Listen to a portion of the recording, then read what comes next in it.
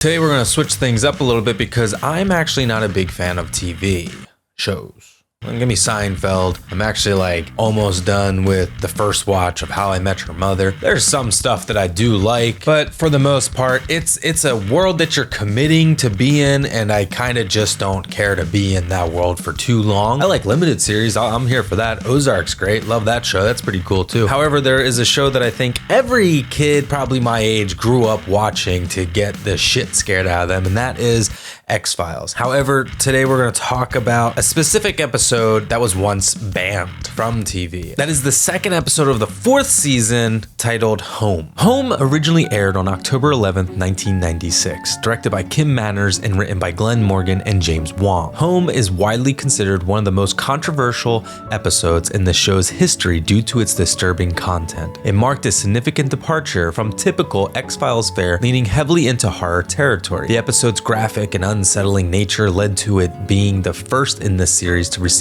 a viewer discretion warning and was banned from being re-aired on Fox for several years. So when I first saw this episode, so if it was 96, I was like 9 years old, and it was legit terrifying. This episode was legit terrifying. The whole just coming in the house. So hold on, let's talk about the plot first, then we can jump into it. The story follows FBI agents Fox Mulder and Dana Scully as they investigate the discovery of a deformed infant corpse buried in a field in Home, Pennsylvania. Their investigation leads them to the Peacocks, a reclusive and grotesque family known for their disfigurement, which is a result of generations of inbreeding. The episode delves into themes of familial loyalty, genetic mutation, and isolation, with a shocking, violent climax that sets it apart from the series' typical sci-fi tone. So now that we were caught up to speed here on exactly what is this episode. So I remember seeing this episode first at home, and it was just wow.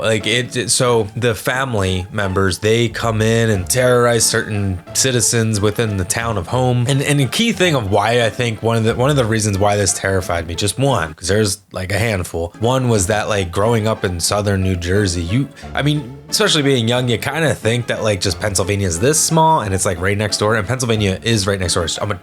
Grew up 20 minutes away from Philadelphia, so you just automatically think that Pennsylvania and wherever it is just a hop skip away, and these people are actually living out there and they're just going to go out and just kill people. That's literally how I felt and thought when I was a kid with this episode specifically. So when I first saw the episode, and then I literally don't know where to begin with this because it is just so genuinely terrifying. Even to this day, I think this episode is insanely scary. The family, they go and bash people's heads in. The whole scene with just the cop and the wife and oh my lordy, and then the Johnny Mathis music playing. I never could listen to Johnny Mathis now properly or just the same again after this episode. The Peacock family embodies the dark side of extreme isolation and the lengths to which loyalty can push people. The episode explores how being cut off from society can lead to disturbing moral and social decay. Home raises questions about whether the Peacock's violent nature is a result of their genetic lineage or the environment in which they have chosen to live. This episode is notable for its grotesque and gory content. It includes some of the most graphic violence and unsettling moments seen in the X-Files, which contrasts with the series' more subtle paranormal suspense. The second time that I've actually seen this episode, I think it was at my grandma's.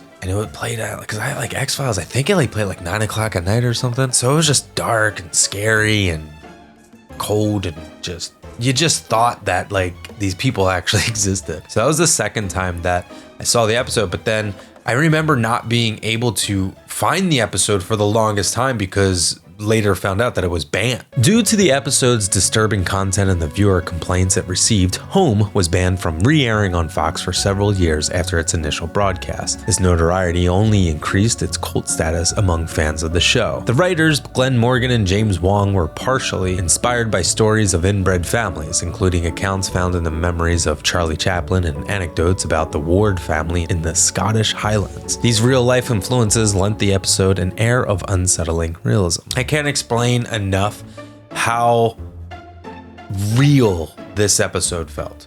As an adult, I totally believe in UFOs and all that stuff, but as a young kid watching X-Files, it's just pure entertainment. But now when I go back and watch X-Files, I'm this is even more fun. This episode was such a 180 from all the other episodes that I was what the hell is this? Oh man. Oh, yeah. One of the most infamous scenes in The X-Files is featured in Home, the murder of Sheriff Andy Taylor and his wife during a home invasion. The scene is punctuated by this use of the song Wonderful, Wonderful by Johnny Mathis. The juxtaposition of the upbeat song with the violence makes this sequence particularly eerie. Mathis, however, did not want to be associated with the scene, so a sound-alike recording was used instead. I feel like that this was like an introduction. I mean, if this was 96, so... I mean, let's say Pulp Fiction and Reservoir Dogs was already out. And I feel like nowadays, I think Tarantino uses a lot of music that you wouldn't associate when someone's getting their ear chopped off, and i.e.